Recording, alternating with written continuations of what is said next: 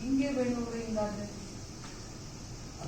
ನಮ್ಮಲ್ಲಿ ತುಂಬಾ ಇರ್ತಕ್ಕಂಥ ಅಷ್ಟು ನಾನು ಅದನ್ನೇ ಹೇಳಿದ್ದು.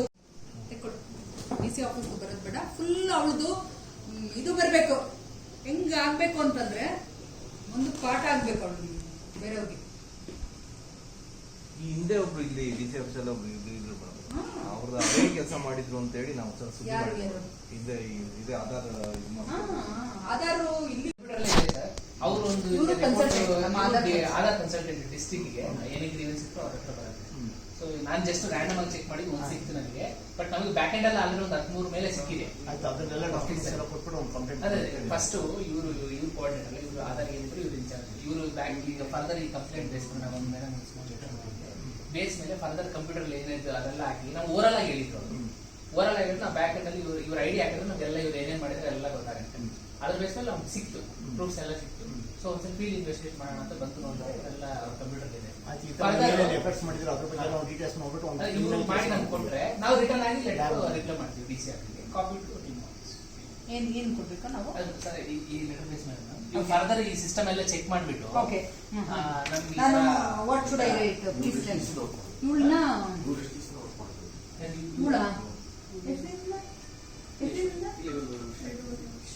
2.5 ವರ್ಷದಿಂದ ತೆಗಿಬೇಕು. ನಾವು ಲಾಸ್ಟ್ 6 months ಡಾಟಾ ಚೆಕ್ ಮಾಡಿದ್ವಿ. ಅಲ್ಲಿ ಒಂದು 10 ಸಿಕ್ಕಿದ್ರೆ ಸಾಕು ಮೇಡಮ್, 10-15 ಸಿಕ್ಕಿದ್ರೆ ಬೇಕು. ಅಲ್ಲ ಇವಾಗ ಮತ್ತೆ ಇದಲ್ಲದೆ FIR ಹಾಕಕ್ಕೆ ಕೊಟ್ಟಿದೀವಲ್ಪ, ಅದನ್ನು ಕೊಡಿ. ತಹಸೀಲ್ದಾರ್ಗೆ ಕೊಟ್ಟಿದೀವಿ FIR ಹಾಕಕ್ಕೆ.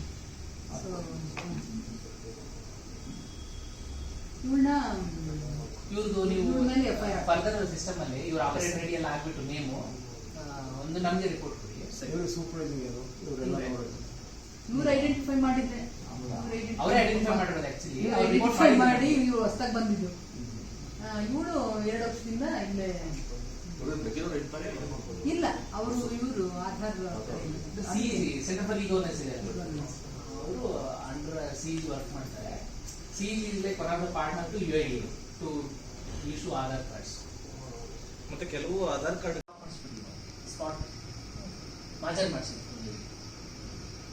ನಮಗನ್ನ ಬರೋ ಮೆಡಿಸನ್ ನಾವು ಮಾಡ್ತಾ ಇದ್ದೀವಿ. ಇಲ್ಲಿ ಹಾಸನಲ್ಲಿ ರೀಸೆಂಟ್ಲಿ ನೋಟಿಫಿಕೇಶನ್ ಬಂದ್ ಸರ್. ಬ್ಯಾಕ್ ಗ್ರೌಂಡ್ ಎಲ್ಲ ಚೆಕ್ ಮಾಡಿಸಿ ಸ್ವಲ್ಪ ಪ್ರೂಫ್ ಇಟ್ಕೊಂಡು ಈಗ ಬಂದಿದ್ದು ನಾನು ಚಿಕ್ಕಮಗಳೂರು ಎಲ್ಲ ನೋಡ್ಕೊಂಡು ಬಂದೆ. ಈಗ ಅಲ್ಲಿ ಈ ತರ ರಿಪೋರ್ಟ್ ಆಗಿಲ್ಲ ಬಟ್ ಈಗ ಇಲ್ಲೇ ಆಗ್ತಾ ಇದೆ ಗೊತ್ತಿತ್ತು. ಸೊ ರಿಟರ್ನ್ ಹೋಗೋ ಟೈಮಲ್ಲಿ ನಾನು ಇಲ್ಲಿ ಬರೋಣ ಅಂತ ಇವತ್ತು ಬಂದಿದ್ದೆ. 3 days ಬ್ಯಾಕ್ ಇಂದ ನಾನು ಅಲ್ಲಿ ಚಿಕ್ಕಮಗಳೂರು ಎಲ್ಲ ಆಧಾರ್ ಸೆಂಟರ್ ಪ್ರಕಾರ ನಾವು ಬ್ಯಾಕ್ ಗ್ರೌಂಡ್ ಚೆಕ್ ಮಾಡ್ಕೊಂಡು ಬಂದ್ವಿ. ನನ್ನ ಹೆಸರು Vijay Kumar, UID regional office. ಊರು ಯಾವ್ದು? ಚೆಕ್ ಮಾಡ್ಕೊಂಡು ಬಂದ್ವಿ.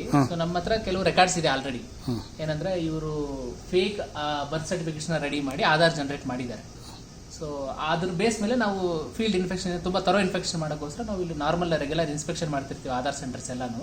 ಸೊ ಅಲ್ಲಿ ಬಂದು ಚೆಕ್ ಮಾಡಿದ್ರೆ ಇವ್ರ ಕಂಪ್ಯೂಟರ್ ಅಲ್ಲಿ ಇವ್ರು ಆಧಾರ್ ಜನರೇಟ್ ಮಾಡ್ತಾರೆ ಕಂಪ್ಯೂಟರ್ ಅಲ್ಲಿ. ಸೊ ನಾನು ರೀಸೈಕಲ್ ಬಿನ್ ಅಲ್ಲಿ ಚೆಕ್ ಮಾಡಿದೆ, ಡೆಸ್ಕ್ಟಾಪ್ ಅಲ್ಲಿ ಎಲ್ಲೂ ಸೇವ್ ಮಾಡಿಲ್ಲ, ಡಿಲೀಟ್ ಮಾಡಿದ್ದಾರೆ. ಸೊ ನಾನು ರೀಸೈಕಲ್ ಬಿನ್ ಅಲ್ಲಿ ಹೋಗಿ ನೋಡಿದಾಗ ಇಲ್ಲಿ ಸಿಕ್ಕಿರೋ ತಂದೆ ತಾಯಿ ನೇಮ್ ಒಂದೇ certificate, but only name change, resident name change ಮಾಡಿ ಅವರು ಡೇಟ್ ಆಫ್ ಬರ್ತ್ ನ ಚೇಂಜ್ ಮಾಡ್ತಿದ್ದಾರೆ. ಬಟ್ ಸರ್ಟಿಫಿಕೇಟ್ ಎಲ್ಲ ಒಂದೇ ಇದೆ. ಒಂದಲ್ಲಿ ಮಲ್ಟಿಪಲ್ ನೇಮ್ಸ್ ನ ಎಡಿಟ್ ಮಾಡಿಬಿಟ್ಟು ಅವರು ಆಧಾರ್ ಜನರೇಷನ್ಗೆ ಯೂಸ್ ಮಾಡ್ತಾ ಇದ್ದಾರೆ. ಸೊ ಇದು ಒಂಥರ ಫ್ರಾಡುಲೆಂಟ್ ಆಕ್ಟಿವಿಟಿ. ಈ ಥರ ಎಷ್ಟಾಗಿರ್ಬೋದು ಅಂತೀರಾ?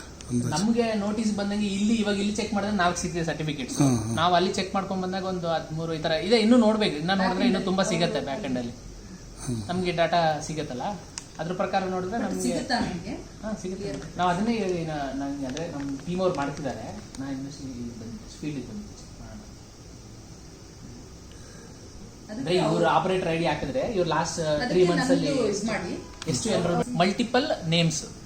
ಈಗ ನಮ್ಮ ಅಪ್ಪ ಮನೆ ಒಂದಿದೆ, ಯಾವುದೋ ಒಂದು ಸಿಕ್ಕಿದೆ, ಇವ್ರಿಗೆ ಯಾರ್ದೋ ಒಂದು ಸಿಕ್ಕಿದೆ, ಅದೇ ಸೇಮ್ ಸರ್ಟಿಫಿಕೇಟ್ ಯೂಸ್ ಮಾಡಿಬಿಟ್ಟು name date of birth change ಮಾಡೋದು. ಈಗ ನಾನು ಬರ್ತೀನಿ ಆಸ್ ಎ ರೆಸಿಡೆಂಟ್, ನನಗೆ ಈ ಡೇಟ್ ಆಫ್ ಬರ್ತ್ ಬೇಕು ಅಂದ್ರೆ ನಾನು ನೇಮ್ ಹಾಕೋದು, ಡೇಟ್ ಆಫ್ ಬರ್ತ್ ಹಾಕೋದು, ಅಪ್ಡೇಟ್ ಮಾಡೋದು. ಅವ್ರಿಗೆ ಏನು ಲಾಭ ಇದೆ ಇದರಿಂದ? ದುಡ್ಡು ಒಂದಕ್ಕೆ 10,000 5,000 ಇಸ್ಕೊಂತಾರೆ. ಹೌದು, ಒಂದಕ್ಕೆ ಯಾರು ಹೆಂಗಾರಾಗ್ಲಿ ಬೇಕಾದ್ರೆ ಫ್ರಾಡ್ ಮಾಡುವ 10,000 5,000 ಇಸ್ಕೊಂತಾರೆ. ನಮಗೆ ಗೊತ್ತಿದೆ, ಅಫಿಷಿಯಲಿ ಸ್ಟ್ಯಾಂಡರ್ಡ್ ಫಿಗರ್ ಇದೆ ಮೇಡಮ್, 10,000 ನಮ್ಗೆ ಗೊತ್ತಿರೋ ಪ್ರಕಾರ. ಡಿಪೆಂಡ್ಸ್ ಆನ್ ಅದು individuals like how much they take ಅನ್ನೋದು. ಇದು ಕಾಂಟ್ಯಾಕ್ಟ್ ಬೇರೆ ಬೇರೆ ಇರಬೇಕು ಅನ್ಸುತ್ತೆ. ಇದಕ್ಕೆ ಹಿನ್ನೆಲೆ ಹೋದ್ರೆ ಹಿನ್ನೆಲೆಯಲ್ಲಿ ಯಾರು ಅವ್ರು ಸ್ವಂತ ಮಾಡೋಕ್ಕಾಗಲ್ಲ ಆ ಥರ. ಈಗ ಇವ್ರೊಬ್ರೇ ಮಾಡ್ತಾರ ಇಲ್ಲಿ ನಿಮ್ಮ ಆಫೀಸಲ್ಲಿ ಜೊತೆ ಇರ್ತಾರೆ. ಇಲ್ಲಿ ನೀವು ಇಲ್ಲಿ ಆಧಾರ್ ಇವ್ರೊಬ್ರೇ ಮಾಡ್ಲಿಕ್ಕೆ ಅಂತ ಮಾಡ್ತಾರೆ. ಬಿಟ್ಟಿರ್ತೀರಲ್ಲ. ಇವ್ರದ್ದು ನಾವು ಬ್ಯಾಕ್ ಗ್ರೌಂಡ್ ಚೆಕ್ ಮಾಡಿದಾಗ ಇವ್ರು ಇದ್ರು. So proved.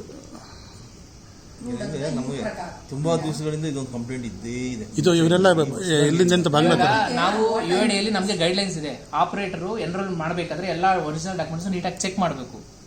ಇದು ಗೊತ್ತಿದ್ದೇ ಆಗಿದೆ ಇದು. ಯಾಕಂದ್ರೆ ಸರ್ಟಿಫಿಕೇಟ್ ಎಲ್ಲ ಸೇಮ್ ಇದೆ, ಬರೀ ನೇಮ್ ಚೇಂಜ್ ಯಾರು ಮಾಡ್ತಿದ್ದಾರೆ? ಹೊರಗಡೆ ಚೇಂಜ್ ಮಾಡಿದ್ರೆ ಇವ್ರು ಹೊರಗಡೆ ಚೇಂಜ್ ಬಂದು ಇಲ್ಲಿ ಎನ್ರೋಲ್ಮೆಂಟ್ ಮಾಡಕ್ ಆಗಲ್ಲ. ಇವ್ರಿಗೆ ಗೊತ್ತು ಮಾಡಿದ್ರೆ ಇದು ಪಾಸಿಬಲ್. ಇವರೆಲ್ಲ ಯಾವ ಊರವರು ಅದೆಲ್ಲ ನೋಡ್ಬೇಕು ಸರ್. ಇದೆ ಅಂತ ಟೋಟಲಿ ಆ ಥರ ಮಾತಾಡ್ತಾರೆ ಅಷ್ಟೇ. ನೀವು ಆಯ್ತು ಅವ್ರು ಏನ್ ಮಾಡಿದ್ದಾರೆ, ಈ ತರ DC ಆಫೀಸಲ್ಲಿ ಪರ್ಮಿಷನ್ ಕೊಟ್ಟಿರೋ ಕಿಟ್ನ ಎಲ್ಲೋ ಪ್ರೈವೇಟ್ ಲೊಕೇಶನ್ ಇಟ್ಕೊಂಡು ಎಲ್ಲ ಮಾಡ್ತಿದ್ದಾರೆ. ಇಮಿಡಿಯೇಟ್ ಸಿಸ್ಟಮ್ ನ ಮಾಜರ್ ಮಾಡಿ ತಹಶೀಲ್ದಾರ್ ನಿಮ್ಗೆ ಎಲ್ಲೆಲ್ಲಿ ಬಳಕೆ ಆಗ್ತಾ ಇದೆ ಅಂತ ನೀವು ಲೊಕೇಟ್ ಮಾಡಿದ್ರೆ ಬಂದಾಗಲೇ ಹೋಗಿದ್ ನಾವು. ನಮ್ಗೆ ಸಿಂಕ್ GPS ಸಿಂಕ್ ಆಗತ್ತಲ್ಲ, ಅದು ನಮ್ಗೆ ಮ್ಯಾಚ್ ಮಾಡ್ತಿರ್ತಾರೆ. ಎನ್ಫೋರ್ಸ್ಮೆಂಟ್ ಡಿವಿಷನ್ ಅಂತ ಸಪರೇಟ್ ಇದೆ ಆಧಾರ. ಅವರು ಮ್ಯಾಚ್ ಮಾಡ್ತಿರ್ತಾರೆ. ಅಂದ್ರೆ ಅಪ್ರೂವ್ಡ್ ಲೊಕೇಶನ್ ಈ ಕರೆಂಟ್ಲಿ ವರ್ಕಿಂಗ್ ಲೊಕೇಶನ್ ಎರಡು ಮ್ಯಾಚ್ ಮಾಡ್ತಾರೆ. ಸಸ್ಪೆಕ್ಟ್ ಬಂದ್ರೆ ಅವ್ರು ನಮ್ಗೆ ರಿಪೋರ್ಟ್ ಕಳಿಸ್ತಾರೆ. ಡೆಲ್ಲಿ ಹೆಡ್ ಆಫೀಸ್ ಇಂದ ನಮ್ಗೆ ರೀಜನಲ್ ಆಫೀಸ್ ಕಳಿಸ್ತಾರೆ. ನಾವು ಫೀಲ್ಡ್ ಇನ್ವೆಸ್ಟ್